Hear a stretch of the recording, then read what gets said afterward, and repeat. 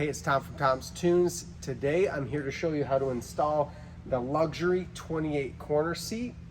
This is the gray with the charcoal diamond inlay, stainless cup holders, extremely comfortable seat. You're gonna love this one. Remember, on this luxury seat line, your gray with charcoal is gonna be the same installation steps as your beige with the tan diamond inlay too. You're gonna receive your 28 corner seat in 3 different boxes. You're gonna have your bottom cushion in one box. We're gonna set that aside for now because I don't quite need that yet. You're gonna have your seat back or your back cushion in another box, and then your seat base will have its own box as well. We're gonna remove this plastic first because we're gonna start with our seat back. And what I need to do is get access to these 4 threaded inserts. The next thing I'm gonna locate is my hardware bag.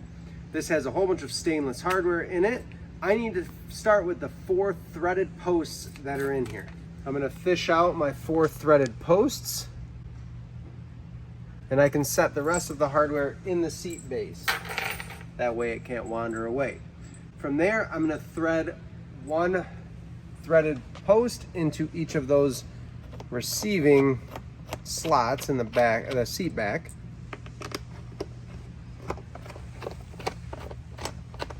I'm just going to thread it in about halfway. I need to make sure that there's plenty of threaded posts sticking out for me to get my washers and wing nut on.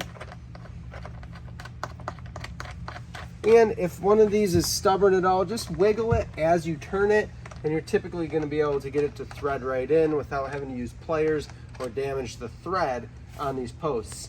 From here, we're going to take a look at this seat base, and there's 4 machined out slots to receive those threaded posts. I'm going to take my seat back, set it on here, line it up so that those posts can drop down in to those holes. The next step is just to make sure that my cushion is squared up the best I can, because there is a little bit of play in there. Then I'm going to take a flat washer, a lock washer, and a wing nut. I'm going to have to do this 4 times, but the way that this is going to go on the post is my flat washer will go on first, then my split washer, and then my wing nut is going to hold everything together and is going to crush my lock washer or split washer to hold everything tight. The way that I like to do this is I take that flat washer first against my thumb. I'm going to pinch my split washer against the flat washer. They're going to go up this way. Then I take my wing nut, put that on my middle finger. So I create this hardware sandwich. I'm going to find each post, and I'm going to put my flat washer and split washer on first, then follow it up with that wing. I'm going to follow it up with that wing nut, get everything tightened down, and I'm going to go ahead and crank it as tight as I can by hand to make sure that that split washer is crushed and that nothing is going to escape or come loose over time. I don't know where it's going to escape to, but you never know. I'm going to repeat that step 3 more times so we have hardware tightened on all 4 threaded posts. With our seat back secured, we're going to move on to our base cushion or our bottom cushion. For this, we're going to need that other hardware bag you're going to find. I can set this right on top of the seat base. This hardware bag has a big plastic bracket as well as 2 stainless screws. And the way that I orient this bracket, we have a flat side or close to flat and then more of an angled side. I like to put the angled side forward. That allows that seat to set up and allow that bottom cushion to sit into the seat base a little bit easier. These stainless screws are going to drop through that bracket, and there's a spot, kind of a dimple, that you can see where to thread those in. I am going to use a screw gun or an impact driver for this, and I'm just going to get them snug. I'm not going to drive them in really hard. But what I like to do is get one started and then go ahead and start the other. Then with everything in position,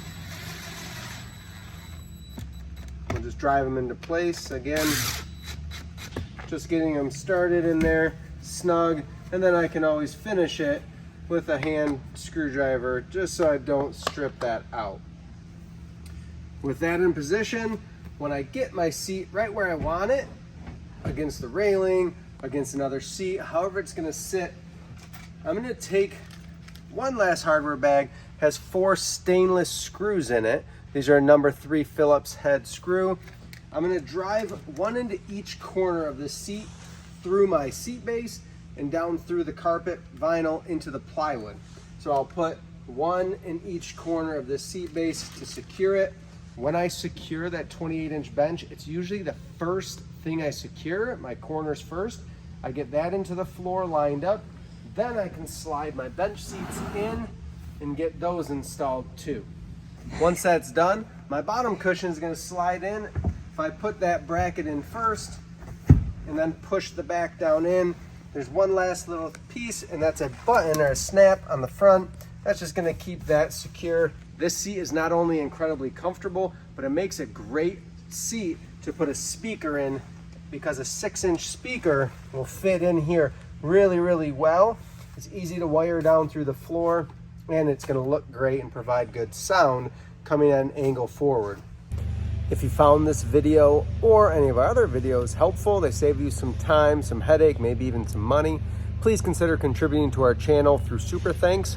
Right here, you can click just below the video, or you can go to www.buymeacoffee.com/TomsToons, and you can donate there as well. It helps us to keep things moving along here and keep providing good videos that help you out.